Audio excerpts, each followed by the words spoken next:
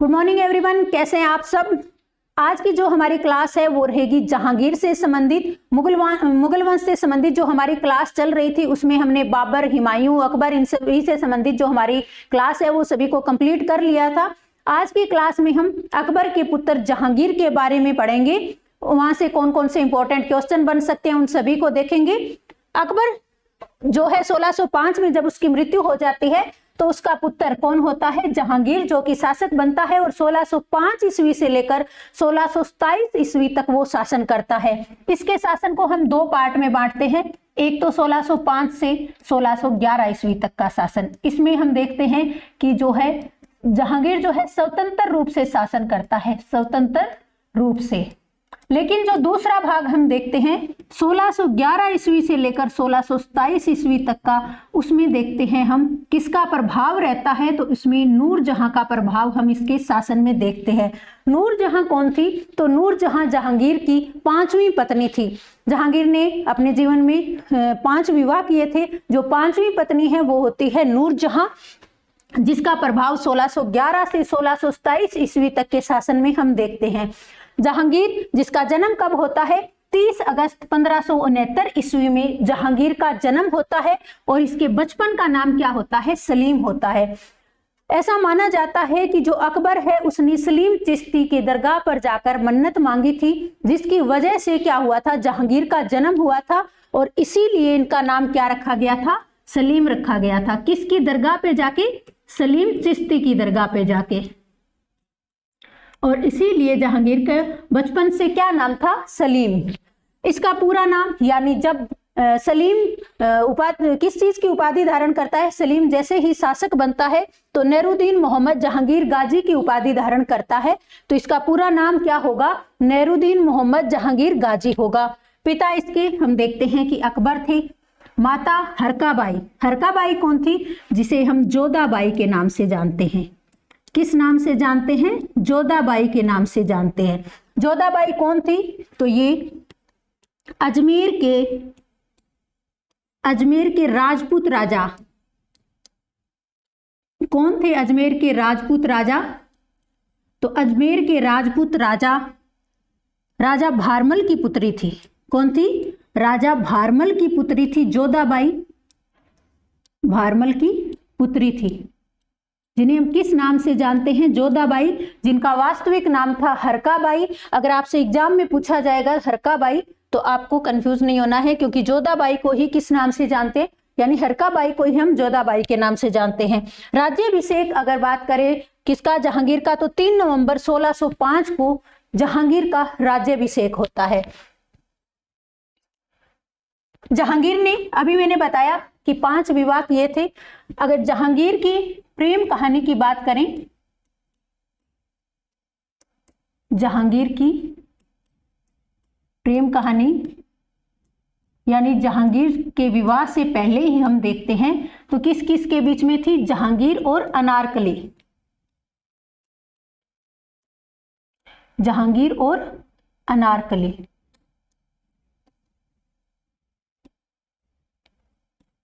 अनारकली कौन थी? तो अकबर के दरबार में नृत्य करने वाली एक महिला, जिससे सलीम को प्यार हो गया था, लेकिन ये चीज जो है अकबर को पसंद नहीं थी और इसी वजह से अकबर ने अनारकली को अफगानिस्तान में भिजवा दिया था और वहीं से जहांगीर जो है उससे दूर हो जाता है। उसके बाद जहांगीर का विवाह किससे होता है? मानबाई से। किससे होता है? मानबाई से, जो कि किससे संबंधित थी? जोधा के परिवार से ही संबंधित थी। ये भी एक राजपूत थी।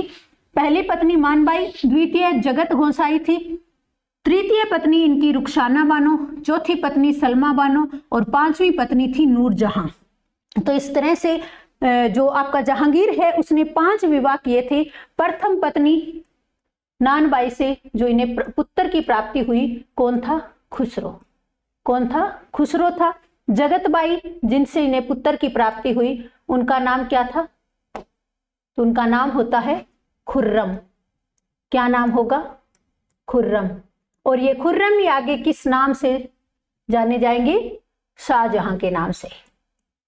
किस नाम से जाना जाता है खुर्रम? आगे शाहजहां के नाम से। और आगे मुगल वंश का अगला शासक बनता है। प्रथम पत्नी है मानबाई, जो कि जिसके पुत्र का नाम क्या होता है, खुसरो। और द्वितीय पत्नी कौन है, जगत गोसाई, जिसका पुत्र का नाम खुर्रम है और उस जो कि आगे चलकर किस नाम से, शाहजहां के नाम से प्रसिद्ध होता है। उसके बाद में हम देखते हैं रुखसाना बानो जो है, रुखसाना बानो के पुत्र का क्या नाम होता है, सहरवाज। सहरवाज जो सहरभार, सहरवाज नहीं सहरभार। और चौथी जो पत्नी होती है उनके पुत्र का नाम होता है परवेज। क्या होता है, परवेज। और पांचवी पत्नी जिनकी एक पुत्री होती है जो किस नाम से प्रसिद्ध होती है, लाडली बेगम। नूरजहां और जहांगीर की एक पुत्री भी थी जिसका नाम होता है लाडली बेगम। तो इस तरह से जो जहांगीर है उसने 5 विवाह किए थे। पहला विवाह इसका जो इसकी प्रथम पत्नी थी मानबाई थी, जो जोधाबाई के परिवार से यानी जोधाबाई के भाई की पुत्री थी। और उसका जो पुत्र था खुसरो था, जिसने राजगद्दी पाने के लिए सबसे पहले विद्रोह किया था। और दोनों के बीच में युद्ध होता है, किस किस के बीच में, जहांगीर और खुसरो के बीच में युद्ध होता है। और जहांगीर और खुसरो के बीच में जो युद्ध होता है कहां पे होता है, भेरावल के मैदान में। कहां पे होगा, भेरावल के मैदान में। भेरावल के मैदान में किस किस के बीच में युद्ध होगा, जहांगीर और खुसरो के बीच में। जहांगीर और खुसरो के बीच में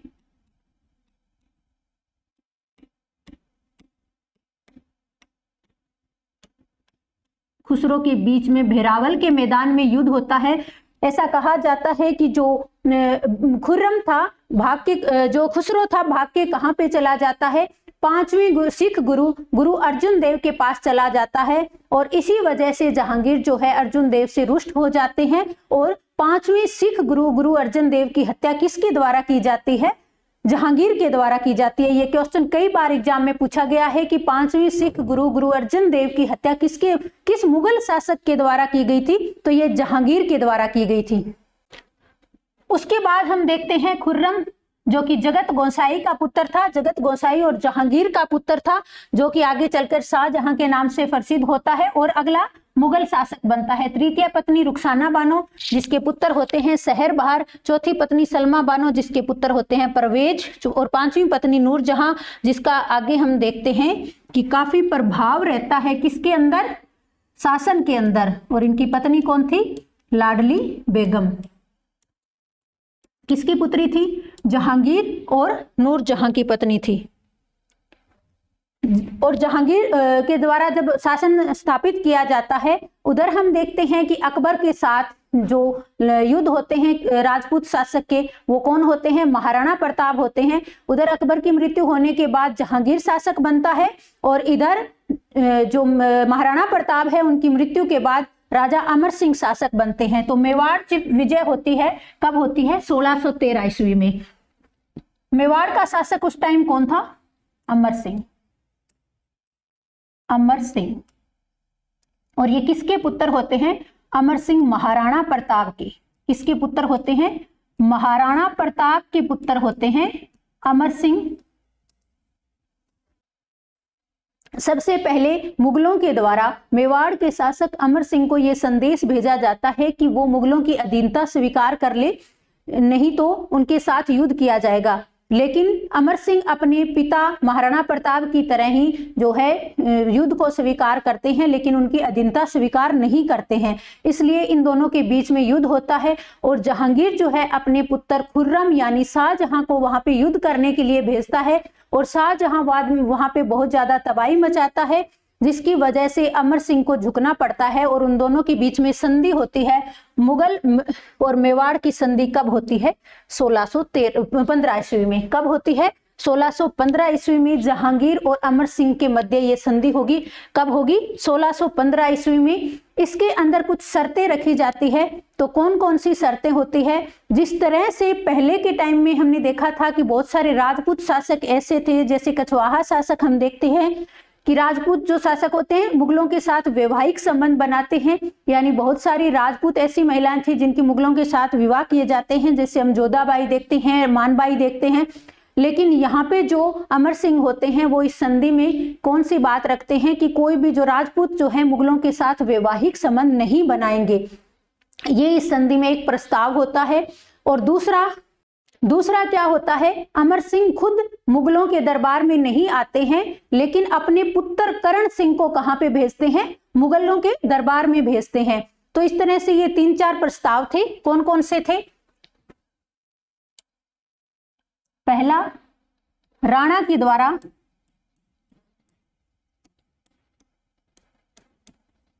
मुगलों की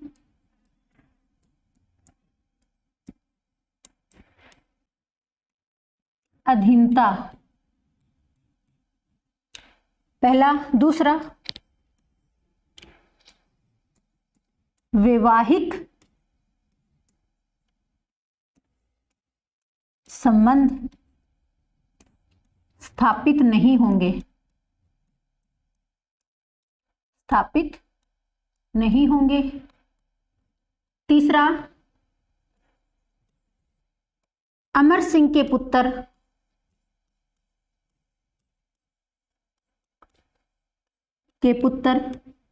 करण सिंह, अमर सिंह के पुत्र करण सिंह को मुगल दरबार में भेजा जाता है, मुगल दरबार में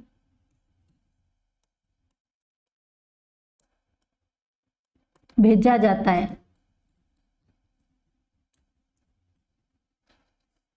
और चौथा क्या होगा? चौथा होगा कि जो चित्तौड़ का किला है, चित्तौड़ का किला किसको दिया जाएगा? जो पहले मुगलों के पास था किला, राणा को दिया जाता है, राणा को दिया जाता है। हम देखते हैं कि महाराणा प्रताप से संबंधित जो उनके पिता या पुत्र होते हैं, कौन माने जाते हैं? वो राणा, उनको बोला जाता है। चित्तौड़ का किला राणा को दिया जाता है और शर्त पर, इस शर्त पर कि वह किले का क्या नहीं करेगा? किले का घेराव नहीं करेगा, किले का घेराव या किले को सुदृढ़ नहीं करेगा। तो ये कुछ शर्तें होती है किसके बीच में? मुगलों के बीच में और राजा अमर सिंह के बीच में। मेवाड़ मुगल संधि कई बार एग्जाम में पूछा गया है कि कब होती है, तो 1615 ईस्वी में होती है। जहांगीर और राजा अमर सिंह के बीच में होती है। राजा अमर सिंह महाराणा प्रताप के पुत्र हैं। कौन है? महाराणा प्रताप के पुत्र हैं। आगे हम देखते हैं कि जो जहांगीर है उसके द्वारा एक सोने की जंजीर लगवाई जाती है जनता को न्याय दिलवाने के लिए, ताकि जब जनता के द्वारा किसी भी न्याय की जरूरत होती है, जब वो ये जंजीर के द्वारा घंटी बजाते हैं तो वो सीधी किसके पास सुनाई देती है? राजा के पास, यानी जो मुगल शासक जहांगीर होता है उसके पास में ये सुनाई देती है। कई बार एग्जाम में पूछा गया है कि न्याय के लिए सोने की जंजीर किस शासक के द्वारा या किस मुगल शासक के द्वारा लगाई जाती है? तो जहांगीर के द्वारा लगाई जाती है। इसमें 1608 ईस्वी में हॉकिंस किसके दरबार में आता है? तो जहांगीर के दरबार में आता है। किसके दरबार में आता है? अंग्रेज हॉकिंस जो होता है 1608 ईस्वी में। ऐसा कहा जाता है कि हॉकिंस जब यूरोप से चला था तो अपना पत्र किस नाम से लेके चला था? अकबर के नाम से चला था, लेकिन जब तक वो यहाँ पहुंचता है अकबर की मृत्यु हो जाती है और जहांगीर शासक होता है। तो वो जहांगीर के शासनकाल में 1608 ईस्वी में कहाँ पे पहुंचता है? हॉकिंस जो है जहांगीर के दरबार में। उसके बाद सर थॉमस रो 1615 ईस्वी में आता है। कहाँ पे आता है? जहांगीर के दरबार में आता है। तो ये दो ऐसे अंग्रेज थे जो जहांगीर के दरबार में आए थे। तो इन दोनों को आपको याद रखना है, एग्जाम में यहां से क्वेश्चन आपके बनते हैं। उसके बाद हम देखते हैं कि दो अस्पा और सिंह अस्पा प्रणाली ये किसके द्वारा चलाई जाती है? तो ये भी जहांगीर के द्वारा चलाई जाती है। किसके द्वारा? जहांगीर के द्वारा। तो दो अस्पा और सिंह अस्पा प्रणाली क्या है? दो अस्पा क्या है? स्वार पद के दो गुने घोड़े रखना। कितने? 2 गुने घोड़े रखना। जितने स्वार पद हैं उनके 2 गुने घोड़े रखना क्या कहलाएगी? सिंह अस्पा प्रणाली। उसके बाद कौन सी प्रणाली आ गई? उसके बाद में हम देखते हैं सिंह अस्पा। क्या हो जाएगी? सिंह अस्पा। और ये क्या है? सिंह अस्पा प्रणाली का मतलब है स्वार पद के जितने सवारियों के पद यानी घुड़सवार हैं उनके सवार पद के 3 गुने घोड़े रखना। 3 गुने घोड़े रखना। तो यहां से हम देखते हैं कि बहुत इंपॉर्टेंट क्वेश्चन बनते हैं इस पार्ट से। यानी सोने की जंजीर लगवाना किसके द्वारा लगाई जाती है? जनता को न्याय दिलवाने के लिए जहांगीर के द्वारा सोने की जंजीर लगवाई जाती है। हॉकिंस और थॉमस रो किसके दरबार में आते हैं? हॉकिंस 1608 ईस्वी में जहांगीर के दरबार में आता है और 1615 ईस्वी में सर थॉमस रो जो अंग्रेज होते हैं वो जहांगीर के दरबार में आते हैं। इसके द्वारा 2 अस्पा और सिंह अस्पा प्रणाली जो है जहांगीर के द्वारा शुरू की जाती है। 2 अस्पा यानी अपने सवार पद के 2 गुने घोड़े रखना और सिंह अस्पा में क्या होता है? सवार पद के 3 गुने घोड़े रखना। तो यहां से आपके इंपॉर्टेंट क्वेश्चन एग्जाम में पूछे जाते हैं, तो ये टॉपिक आपको अच्छे से याद होनी चाहिए। कला के क्षेत्र में हम देखते हैं कि सबसे ज्यादा अगर हम बात करें चित्रकारी से संबंधित तो चित्रकला जो है अपने स्वर्ण काल में किस टाइम में थी? तो जहांगीर के टाइम में।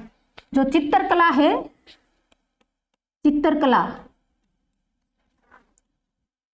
जहांगीर के टाइम में। अगर हम मुगल वंश से संबंधित बात करें तो ये क्वेश्चन कई बार पूछा गया है कि मुगल काल में किस शासक के टाइम में चित्रकला स्वर्ण काल में थी? तो जहांगीर के समय में स्वर्ण काल में थी।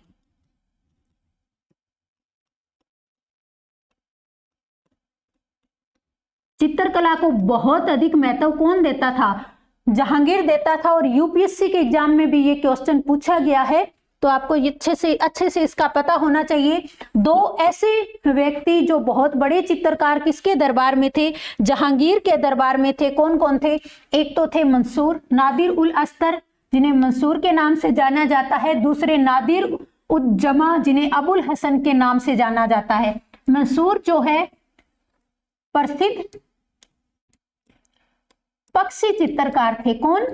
मंसूर पक्षी चित्रकार। पक्षियों के बहुत ही जो है प्रसिद्ध चित्रकार बनाए जाते थे, प्रसिद्ध चित्र बनाए जाते थे मंसूर के द्वारा। अबुल हसन प्रसिद्ध व्यक्ति चित्रकार थे। क्या थे? प्रसिद्ध व्यक्ति चित्रकार थे। व्यक्तियों के सबसे फेमस चित्र कौन बनाता था? अबुल हसन बनाता था। और मंसूर जो पक्षियों के बहुत ही सुंदर चित्र बनाता था, कौन? मंसूर। तो ये बहुत ही प्रसिद्ध चित्रकार थे जहांगीर के दरबार में। और जहांगीर ऐसा कहता था कि अगर कोई भी व्यक्ति यानी एक ही चित्र को 10 व्यक्ति बनाते हैं तो वो पहचान सकता है कि जो चित्र बनाए गए हैं कौन सा पार्ट किस चित्रकार के द्वारा बनाया गया है। चित्रकला की इतनी ज्यादा जो रुचि है चित्रकला में, जहांगीर की बहुत ज्यादा रुचि थी, इतनी ज्यादा परख उसको थी। स्थापत्य कला के बारे में अगर हम बात करते हैं, स्थापत्य कला में हम देखते हैं कि नूरजहां जो जहांगीर की 5वीं पत्नी थी उसके द्वारा इस्माद उद दौला का मकबरा बनाया गया था। कहां पे बनवाया गया था? तो आगरा में बनाया गया था। जो नूरजहां है उसके पिता को कौन सी उपाधि दी गई थी? इस्माद उद दौला। और इसीलिए इसने इस नाम पे कौन सा मकबरा बनवाया था? इस्माद उद दौला का मकबरा बनवाया था नूरजहां ने, आगरा में बनवाया था। और ये किससे बना होता है? पूर्णतः संगमरमर का बना है। और जो ताजमहल है इससे पहले अगर कोई पूर्णतः संगमरमर की कोई भी इमारत बनी थी तो कौन थी वो? इस्माद उद दौला। यानी सबसे पहले पूर्णतः संगमरमर यानी सफेद संगमरमर की सबसे पहले जो मकबरा बना कौन था? इस्माद दौला। उसके बाद शाहजहां ने ताजमहल का निर्माण करवाया था। इसमें पिटरा ड्यूरा का प्रयोग किया गया था। बहुत ही ज्यादा इंपॉर्टेंट है, कई बार एग्जाम में ये भी पूछा गया है कि पिटरा ड्यूरा जो है वो क्या है। तो इसमें क्या किया जाता है? दीवारों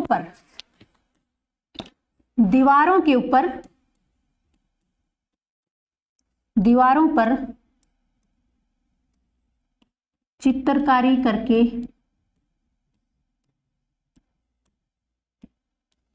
उसमें नग या जिसे हम नगीने कहते हैं, नगीनों का प्रयोग करना क्या कहलाएगा? पिटरा ड्यूरा।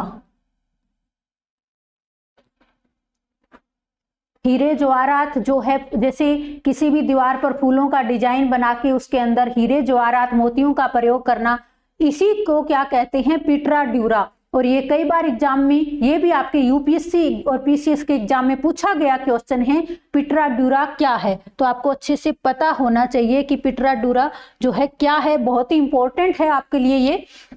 तो स्थापत्य कला से संबंधित हमने देख लिया है। अब हम देखते हैं कि जो जहांगीर का मकबरा है कहाँ पे बना हुआ है। तो जहांगीर का मकबरा कहाँ पे बना हुआ है? शहादरा कहाँ पे पड़ता है? लाहौर में। वर्तमान किसमें पड़ेगा? पाकिस्तान में। जहांगीर की आत्मकथा तुजुक ए जहांगीरी क्या होगी? तुजुक ए जहांगीरी। जिस तरह से बाबर की आत्मकथा क्या कहलाती है? तुजुक ए बाबरी कहलाती है, वैसे ही जहांगीर की जो आत्मकथा है तुजुक ए जहांगीरी कहलाती है। तो यहाँ से ये कुछ इंपॉर्टेंट टॉपिक है जो आपको याद होने चाहिए। अभी तक हमने कितने शासक कर लिए? मैंने आपको पहले ही बताया था। सबसे पहला शासक कौन बनता है? बाबर। उसके बाद में हुमायूं, उसके बाद में अकबर, उसके बाद में जहांगीर, जहांगीर के बाद में शाहजहां, उसके बाद में औरंगजेब। और इन्हीं शासकों से क्वेश्चन आते हैं। 1526 में कौन बन रहा है? बाबर। और 1707 तक औरंगजेब जब तक रहता है उस काल को हम बोलते हैं मुगल काल, और उसके आगे का काल कहलाता है उत्तर मुगल काल। तो सबसे ज्यादा अगर मुगल काल से क्वेश्चन बनते हैं तो यहीं से बनते हैं। इन शासकों के ने कौन कौन से युद्ध किए थे, इनके द्वारा कौन सी संधि की गई थी, और इनके द्वारा कौन कौन से स्थापत्य कला या फिर कुछ और चीजें जो इनके द्वारा चलाई गई थी, वहां से आपके क्वेश्चन बनेंगे। तो जो आपको अभी मैंने बाबर, हुमायूं और अकबर से संबंधित हमारी क्लासेज होगी, और आज हमने जहांगीर से संबंधित जो इंपॉर्टेंट टॉपिक है जहां से आपके क्वेश्चन बन सकते हैं, उन सभी इंपॉर्टेंट टॉपिक को हमने देख लिया है। कल जो हमारी क्लास है वो रहेगी जहांगीर, शाहजहां के बारे में। तो इस क्लास को करने के बाद आशा करते हैं कि इस क्लास से आपके सभी इंपॉर्टेंट टॉपिक है जो वो कंप्लीट हो गए होंगे। इसके बाद आपका कोई भी क्वेश्चन जो है छूटेगा नहीं। तो आज की क्लास में बस इतना ही। नेक्स्ट क्लास में फिर मिलेंगे, तब तक के लिए धन्यवाद।